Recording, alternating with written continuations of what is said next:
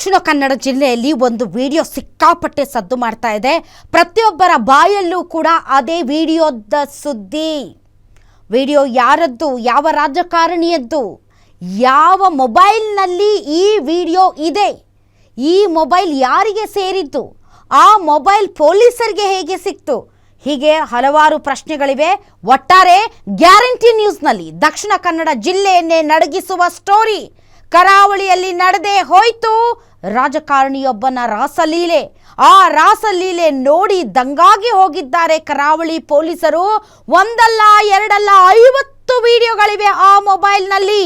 ಹಾಗಾದರೆ ಆ ಮೊಬೈಲ್ ಯಾರದ್ದು, ಆ ಮೊಬೈಲ್ನಲ್ಲಿ ಇರುವಂತಹ ಆ ರಾಜಕಾರಣಿ ಯಾರು, ಯಾರ ಜೊತೆ ನಡೆಸಿದಂತಹ ರಾಸಲೀಲೆ, ಏನದು ವಿಚಾರ? ಬರ್ತಾ ಇದೆ ಬ್ರೇಕಿಂಗ್ ನ್ಯೂಸ್.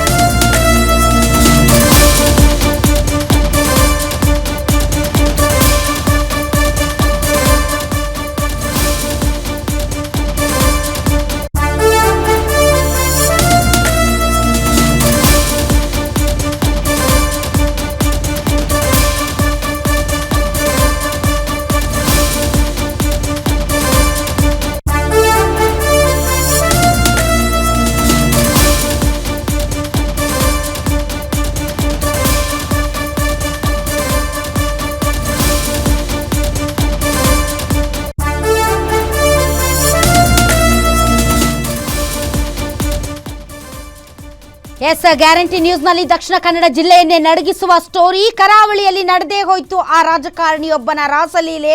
ಆ ರಾಸಲೀಲೆಯ ವಿಡಿಯೋಗಳನ್ನು ನೋಡಿದಂತ ಕರಾವಳಿ ಪೊಲೀಸರೇ ದಂಗಾಗಿದ್ದಾರೆ. ಒಂದಲ್ಲ ಎರಡಲ್ಲ 50ಕ್ಕೂ ಹೆಚ್ಚು ವಿಡಿಯೋಗಳನ್ನು ನೋಡಿದ್ದಾರೆ ಪೊಲೀಸರು.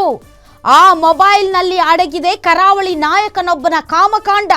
ಕರಾವಳಿಯ ರಾಜಕಾರಣಿಯೊಬ್ಬರ ಅಶ್ಲೀಲ ವಿಡಿಯೋ ಪತ್ತೆ ಆಗಿದೆ ಅನ್ನುವಂಥ ಗುಸುಗುಸು ದಕ್ಷಿಣ ಕನ್ನಡ ಜಿಲ್ಲೆಯಾದ್ಯಂತ ಕೇಳಿ ಬರ್ತಾ ಇದೆ.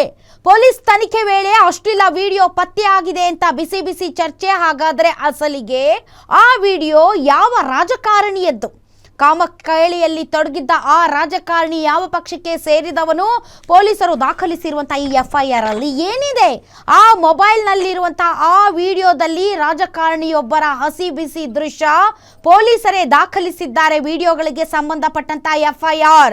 ಹಾಗಾದರೆ FIR ಅಲ್ಲಿ ಏನಿದೆ, ಯಾರದ್ದು ಆ ಮೊಬೈಲ್ ಪೊಲೀಸರಿಗೆ ಹೇಗೆ ಸಿಕ್ತು, ಆ ಮೊಬೈಲ್ನ ಓನರ್ ಯಾರು, ಆ ಓನರನ್ನು ಪೊಲೀಸರು ಯಾಕೆ ಬಂಧಿಸಿದರು, ಹೀಗೆ ಹಲವಾರು ಪ್ರಶ್ನೆಗಳಿವೆ. ಆ ಎಲ್ಲ ಪ್ರಶ್ನೆಗಳಿಗೆ ಏನೊಂದು ಬ್ರೇಕಿಂಗ್ ನ್ಯೂಸ್ ಬರ್ತಾ ಇದೆ.